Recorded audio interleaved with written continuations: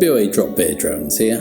The other Sunday I went on a little run around, starting off at Pelican Point, or as it used to be called, Point Currie, after Captain Currie back in 1829. During World War II, the area had an American Naval base which referred to it as Pelican Point, where they had Catalina Flying Boats and pelicans would rest. And the name stuck. What a surprise.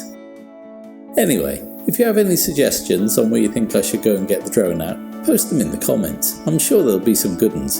And if you think I missed out on some key views in any of my other videos, I can always revisit and try a better spot, especially if you let me know what to look out for. If you like what I do, click that like button, subscribe and share the video so your friends can enjoy it too. These things can really help a channel get off the ground.